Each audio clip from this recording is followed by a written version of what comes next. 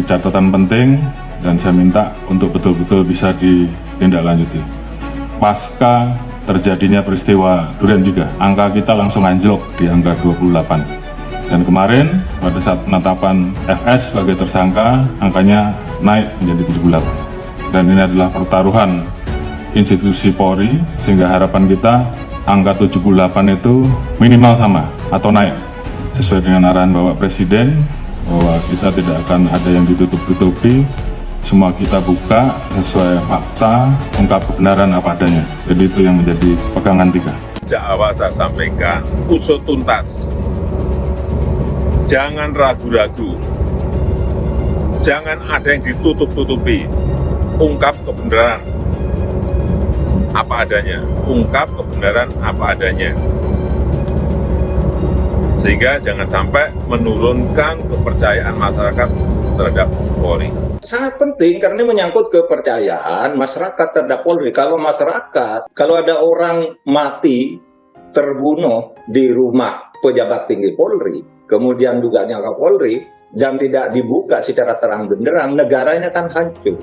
Padahal Polri itu ya, satkernya itu ribuan. Sehari itu yang ditangani lebih dari 100 ribu pengamanan di seluruh Indonesia. Lalu ada satu kasus gini masa nggak bisa dibuka? Wong ngirani ratusan ribu aja diamankan, diselesaikan dengan baik. Presiden Joko Widodo meminta agar kasus meninggalnya Brigadir J diusut tuntas agar tidak muncul keraguan dari masyarakat. Jokowi juga meminta agar jangan ada yang ditutup-tutupi.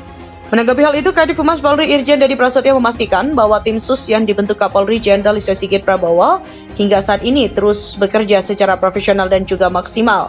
Terkait dengan pengungkapan kasus ini, Deddy menyebut bahwa pihak tim SUS telah mengamankan saksi kunci penting dalam perkara ini, yakni rekaman CCTV. Teknis dan metodenya laboratorium forensik yang paham nanti jika selesai akan disampaikan. Sebelumnya, Presiden Jokowi meminta kasus meninggalnya Brigadir J diusut tuntas dan juga transparan. Kepala negara menegaskan pengusutan secara tuntas dan transparan itu penting agar tidak ada keraguan-keraguan dari masyarakat terhadap peristiwa tersebut. Menurutnya, Polri harus bisa menjaga kepercayaan publik. Kuasa hukum Putri Chandrawati Armanhanis bersiap memberikan keterangan saat kliennya akan diperiksa oleh tim penyidik Barreskrim Mabes Polri di Jakarta pada Jumat lalu. Putri menjalani pemeriksaan sebagai tersangka untuk pertama kalinya pada kasus pembunuhan berencana pada Brigadir Nofriansah Yosua Huta Barat, sementara suaminya, istri Irjen Verdi Sambo, sudah diberhentikan dengan tidak hormat dari Polri. Istri Verdi Sambo, Putri Chandrawati, tak ditahan dalam dugaan kasus pembunuhan berencana terhadap Brigadir J. Seusai diperiksa sebagai tersangka, kuasa hukum Putri Armanhanis menyatakan bahwa kliennya tetap diminta untuk wajib lapor sebanyak 2 kali seminggu oleh penyidik tim SUS Polri. Namun begitu, Arman mengaku tidak mengetahui apakah Putri Chandrawati bakal kembali diperiksa sebagai tersangka. Namun begitu, kliennya siap agar kasus itu segera maju ke persidangan.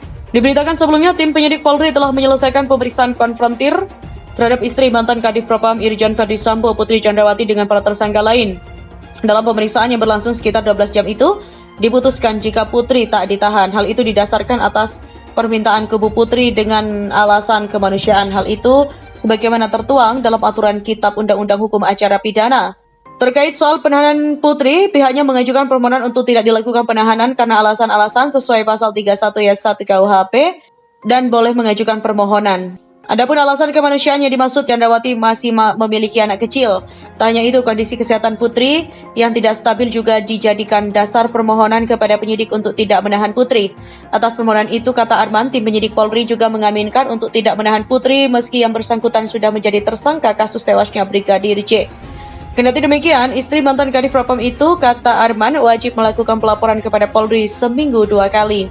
Dirinya juga memastikan bahwa Putri Chandrawati tidak akan kabur dari proses hukum yang sedang bergulir. Sugeng menilai penyidik wajib menjaga konsistensi penyidikan kasus ini karena Putri dinilai tak kooperatif. Bahkan ketika Putri telah ditetapkan sebagai tersangka, sudah sepatutnya Putri ditahan untuk kepentingan penyidik. Yang kedua, PC saat ini menurut IPW tidak kooperatif, terbukti adanya keterangan berbeda-beda dengan saksi maupun tersangka. Ketiga, Sugeng mengatakan alasan kemanusiaan yang membuat Putri tak ditahan merupakan tindakan diskriminatif. Sebab jika dibandingkan dengan kasus serupa di mana tersangkanya seorang wanita, nyatanya banyak yang harus mendekam di sel tahanan.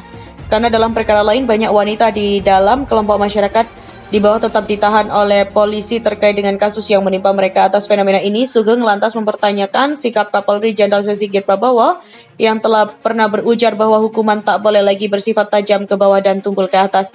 Ia menagih komitmen itu untuk ditunjukkan dalam pengusutan kasus pembunuhan Brigadir J.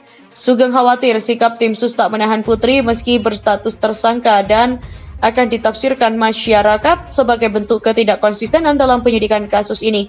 Sebelumnya, Komnas Perempuan menyatakan keputusan Polri tak menahan istri mantan Kadif Propam Irjen Verdi Sambo Putri Chandrawati dengan alasan memiliki anak balita telah sesuai dengan rekomendasi pihaknya. Komisioner Komnas Perempuan Teresia Iswarini mengatakan pihaknya selalu memberikan rekomendasi kepada kepolisian untuk tidak melakukan penahanan terhadap perempuan memiliki isu maternitas, menyusui hingga punya anak balita. Rini menyebut keputusan Polri tak menahan Putri karena masalah kesehatan hingga masih memiliki balita juga sesuai dengan KUHP. Dan sekedar informasi, Brigadir J tewas ditembak di rumah dinas mantan Kadif Propam Polri Irjen Verdi Sambo di Kompleks Polri Duren 3 Jakarta Selatan pada 8 Juli lalu. Dalam kasus pembunuhan Brigadir J, kepolisian sudah menetapkan 5 tersangka. Para tersangka dijerat pasal 340, subsidiar pasal 338, junto pasal 55 dan 56 KUHP tentang pembunuhan berencana. Ancaman hukumannya adalah hukuman mati atau penjara seumur hidup atau penjara maksimal 20 tahun. Adapun kelima tersangka dalam kasus pembunuhan Brigadir J yaitu Barada Richard Eliezer berperan menembak Brigadir J atas perintah Verdi Sambo, Brigadir Ricky Rizal dan Kuat Ma'ruf berperan menyaksikan membantu eksekusi Brigadir J. Irjen Verdi Sambo adalah otak pembunuhan berencana terhadap Brigadir J. Putri Chandrawati membuat laporan bohong soal dugaan pelecehan seksual yang dilakukan Brigadir J.